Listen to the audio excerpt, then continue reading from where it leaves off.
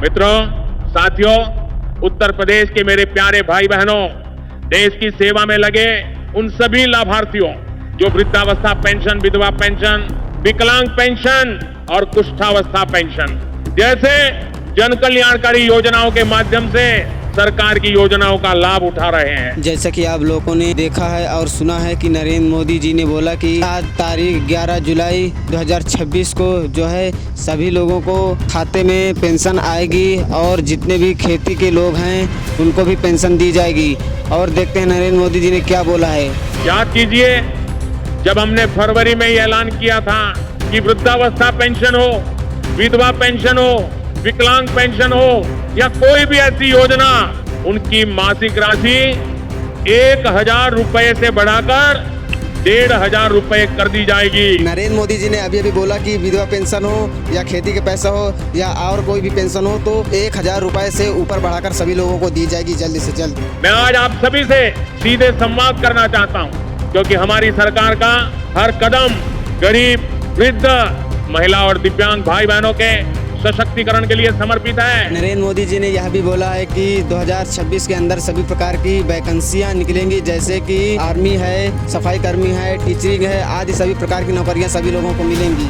और इसे 1 अप्रैल 2026 से लागू भी कर दिया गया है। तो इसका मतलब है कि इस तिमाही में आपको न सिर्फ 3 महीने की पेंशन बल्कि बढ़ी हुई राशि यानी कुल 4,500 रुपए प्रति लाभार्थी आपके बैंक खाते में सीधे क्रेडिट होंगे। नरेंद्र मोदी जी ने यह भी बोला है कि सभी प्रकार के विकलांगों और जितने भी लाभार्थी हैं सभी प्रकार के आदमी को जो है 4,500 रुपए प्रति माह पैसा मिलेगा, सभी के खाते में आएगा।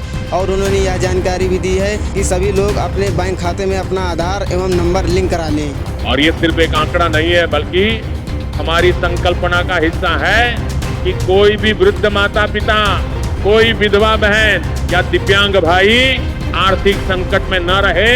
हमारी सरकार ने पिछले वर्षों में इन योजनाओं को डायरेक्ट बेनिफिट ट्रांसफर के माध्यम से जोड़ा है, ताकि पैसा सीधे खाते में पहुंचे बिना किसी बिचौलिए के।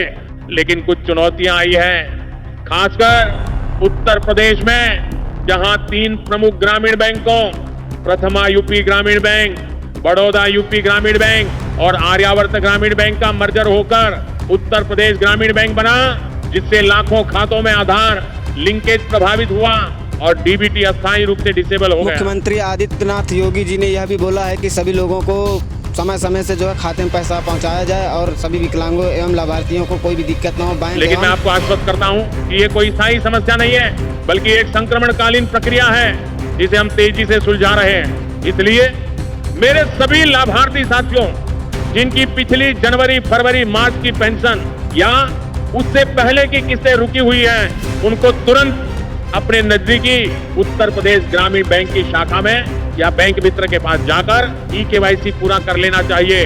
अपना आधार नंबर, पासबुक और बायोमेट्रिक वेरिफिकेशन देकर, क्योंकि मात्र 24 से 48 घंटे में आपका बैंक खाता फिर से NPCI से लिंक हो जाएगा और DBT इनेबल हो जाएगा, जिससे आपकी सभी पेंडिंग पेंशन चाहे 2 तिमाही की हो या 3, कुल 9,000 रुपए तक की राशि एक साथ आपके खाते में आ जाएगी। हमने PFMS पोर्टल को और अधिक उपयोगकर्ता अनुकूल बनाने का प्रयास किया है, लेकिन जहां कहीं समस्या आए वहां जिला समाज कल्याण अधिकारी के कार्यालय में संपर्क करें, अपना आधार और KYC अपडेट कराएं, क्योंकि हमारी सरकार फर्जी लाभार्थियों को उनकी बढ़ी हुई पेंशन मिल जाए। प्रधानमंत्री मोदी जी ने यह भी बोला है कि सभी किसानों को जो है फ्री राशन और सभी प्रकार की समस्याएं को हल किया जाएगा। साथ ही साथ सभी विद्यार्थियों के लिए स्कूल की सारी व्यवस्थाएं प्राप्त कराई जाएंगी और जितने भी गरीब लोगों के बच्चे हैं वो सरकारी स्कूलों में सही तरीके से पढ़ाए जाएंगे।